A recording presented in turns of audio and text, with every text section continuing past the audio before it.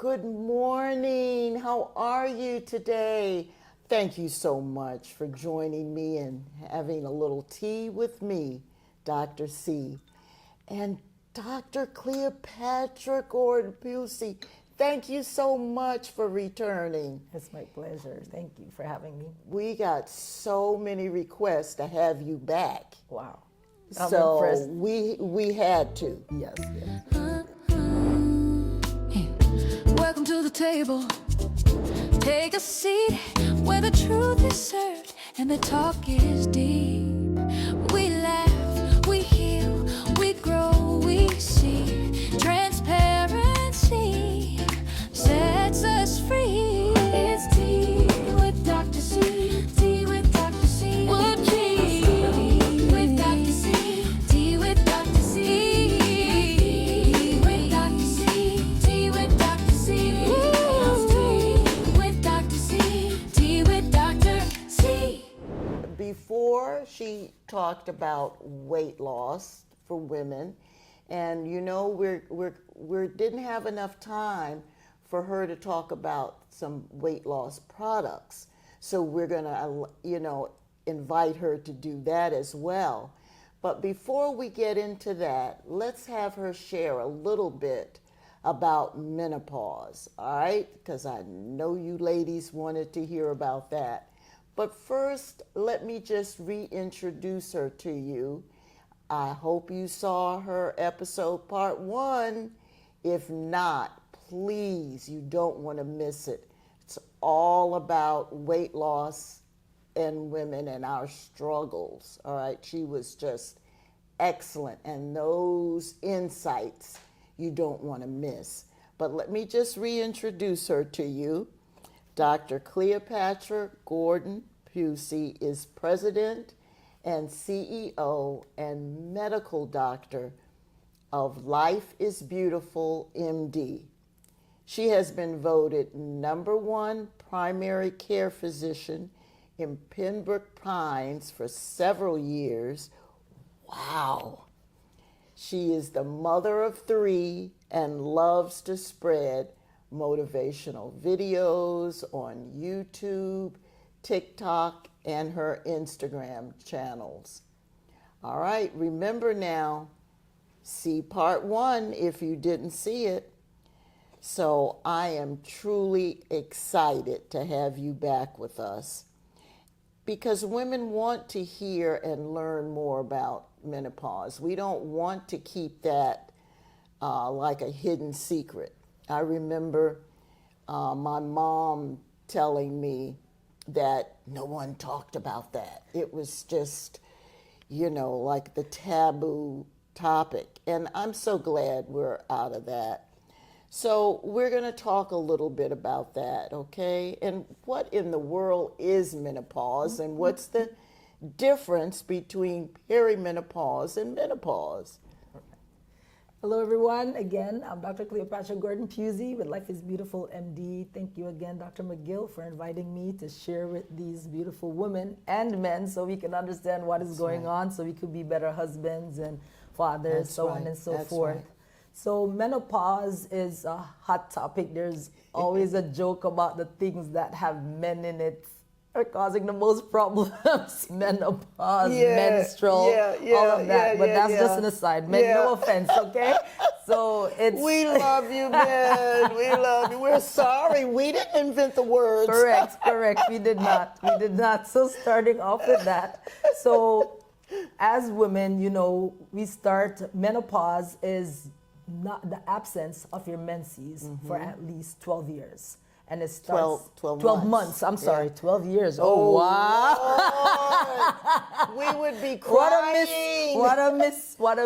We would be, okay. Yes, okay. definitely. 12 months in a row, no menses. Starts at age 45 to age 55, but some women have it earlier, depending on if, say, for example, some women may have had cervical cancer, or for whatever reason they have like uterine fibroid, or they even have breast cancer or something like that. So that causes them to have like a hysterectomy, or, and when you take the ovaries out, that's called like a oophorectomy. So they lost their womb, or their ovaries, and that also can put you into early menopause. But if you still have all your organs, your uterus, your ovaries, and everything like that, then menopause starts from 45 to age 55.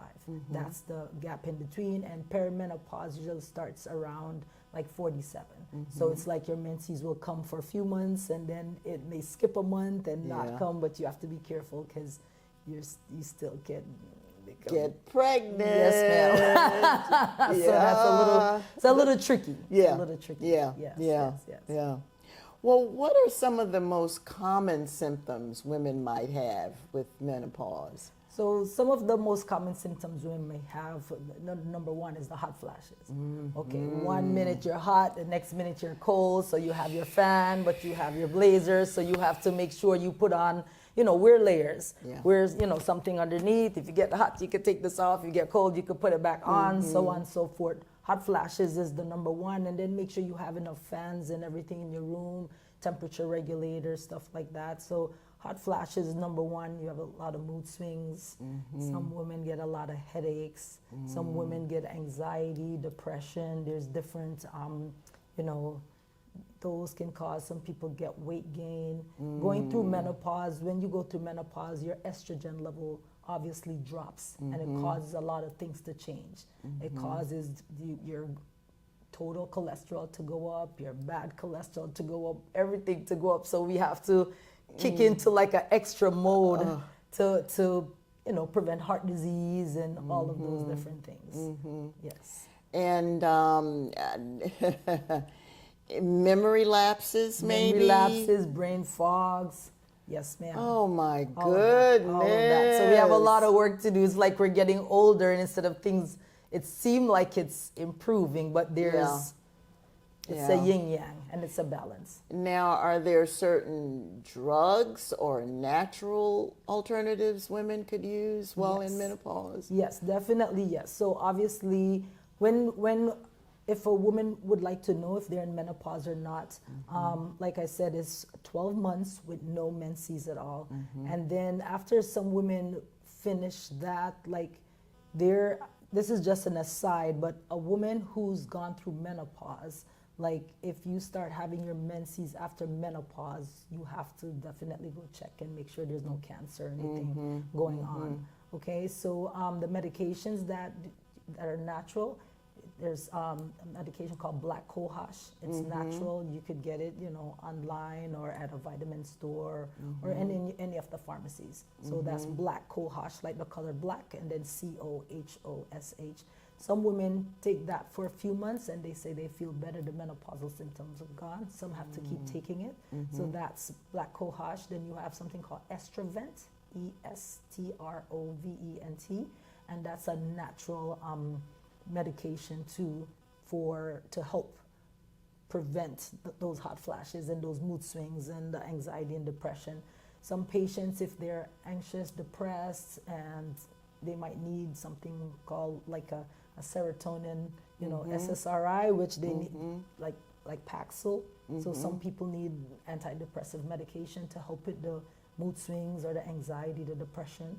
Okay, so and then there's hormone replacement, and that's the biggest one, and people have to be careful with that hormone replacement too. So you have to speak to your primary care physician or your OBGYN to decide what is best for you, because I keep saying in Jamaica, we say what's good for the goose is not good for the gander. Right. What That's works for right. me may not work for you. Exactly. You may take black cohosh and that's the end of your menopause, but someone else takes it, it's not the end for them. So some people need hormone replacement. Okay. But when you get hormone replacement, you have to be careful too about increasing your risk for stroke and for other cancers. So you have to have the proper dialogue and conversation with your primary care physician or your OBGYN in order to start those. Good. Yes, Good. yes. Good.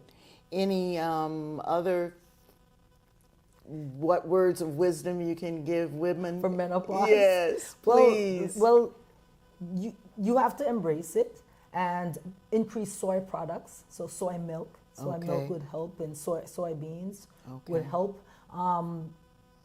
We have something called LifeWave X35, like stem cell patches. Okay. That can help That can also help with the hot flashes, calm everything down. Okay. Yeah, so it's just embrace it, understand what is it that you're going through, understand what you can tolerate and what you can't tolerate, and then decide what is it I would like to do to, because everyone's menopausal symptoms are not the same. Yeah. Some are, Yeah. you know, mild, moderate, severe. So we have to decide what is it that we can tolerate and what do we want to do about it, and take action and do something about it. And why do some women gain weight on menopause? Ugh.